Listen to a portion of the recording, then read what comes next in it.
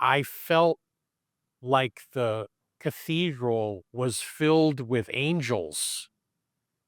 Like there was this strange pressure coming from the ceiling, where the ceiling was not as high as it is because it was filled with angels.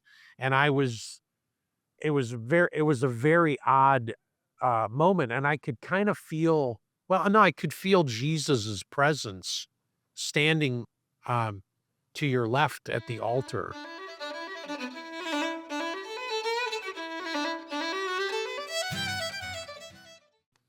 You're one of the folks involved in the restaurant, Yes.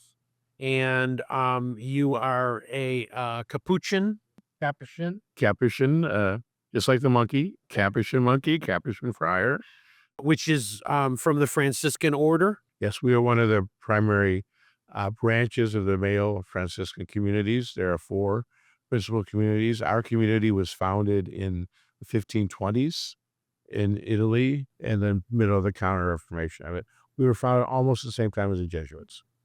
And our name comes from our hood, which is a capuche. So we had a long hood that we believe St. Francis might have worn if you're looking at old frescoes. Francis goes all the way back to the 1100s. Yeah, he was born in 1181. I think he died in 1226. Wow.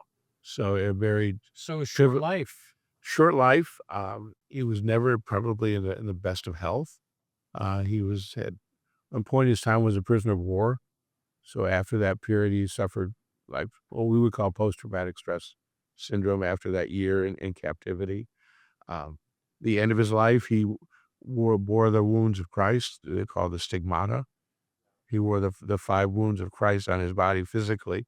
So it was bleeding, What are the 5? Where are the 5? both hands, both feet, and in the side, where the soldier's lance pierced him on the cross.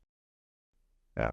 So he bore those wounds. He was the first person that we knew that's documented that bore them, and his desire to conform himself totally to Christ and to Christ crucified. So he actually bore the wounds for 2 years and suffered as a result of that. So he was physically not a big man, but suffered mentally and physically throughout his life. But it didn't rob him of his joy. And that's the beauty of Francis is that he suffered much, but his joys were ecstatic. He has quite a few labels, from both Catholics and non-Catholics. And I didn't know this until uh, doing a little research for our conversation, but there are friars are Catholics and non-Catholics. Um, because that I'm a Catholic Protestant. Yes, yes, you're blending both worlds. I am, and it's a beautiful thing because I have discovered, that um I sort of grew up in and around the Catholic Church, but without a family guide, so to speak. I just drifted in and out by my own accord.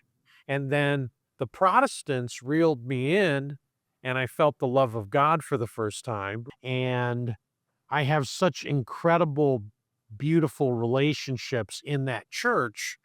But I've always missed the Catholic Church. And then I met you very randomly, and I'll just say, uh, I came to St. Peter, where you're pastor, and for a wedding for my niece, and so I came up and said hello and shook your hand and said thank you. And then I was in the midst of doing Ignatian exercises, and on the very last day, in colloquy with the Holy Spirit, I'm told that I need to reach out to you. And it was about 3 weeks after I met you, and it was so random, and so I reached out to you, and we had lunch here, and everything, kinda worked out. When I was driving here, I said, "Oh, we need to do a show." And I think I'm a friar because of a random encounter. And it was just someone I met someone in an evening, and we talked a little bit and went to the Catholic card to see what's going on. I really wasn't connected fully to a church at that time. And he said, "I go to St. Paul's Shrine downtown, and we'd love to have you go to a small congregation. St. Paul's is at 40th and Euclid, and it's an old church, small church, and he knew I had church background. Well, we'd love to have you join our congregation." It was totally random. And I met the priest, and about a month later, the priest said, "We ever thought about being a priest?" And I said, No, no, it's not on the cards right now." And he said, "Well, think about it." And it was just this whole a random event with, ultimately a stranger led to someone, membership back in the church, meeting with, a priest, friar, who showed me a different way of being a priest. I knew diocesan priests, but I knew nothing about friars. And Father John showed me invited me in a way I'd never been invited in before, and he gave me that opportunity to ask a question in myself I needed to answer. So, I mean, some of the random events in life are incredibly life-shaping, life-forming. And not really very random. They end up feeling like God's providence, you know? At the moment, and just right trying to see the plan of it all. For the moment, it's just always being attentive to the moment of what's happening and the people we're encountering and where they can lead us. What year was that you came to be a friar? 90s? I would say Paul's about 1990. I entered, formation is the process of becoming a friar, and then this goes to various stages, graduate studies at Catholic University, process of taking vows. We take vows of poverty, chastity, and obedience, first temporary, for a period of 3 years, and then after that, a little more prayer and discernment to commit, fully the rest of my life as a friar, like our own vows, our own commitments. I mean, you know, committing to God for the rest of our lives is sort of the point of being here in my estimation. After having been a bit of a wild person and in a chaotic life for a very long time, you know. Um, so I so I've come to St. Peter where you have mass, where you give give mass, and I found it to be really incredible.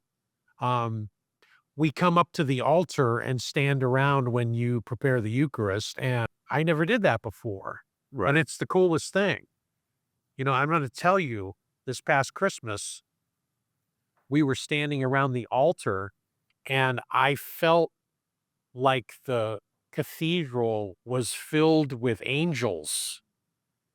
Like, there was this strange pressure coming from the ceiling, where the ceiling was not as high as it is because it was filled with angels, and I was it was a very odd, moment, and I could kind of feel well, no, I could feel Jesus's presence standing, um, to your left at the altar, which, put you at his right hand, which this was a period of time that I thought about it, but I just thought there was something so strange at that moment, and I remember looking up and thinking,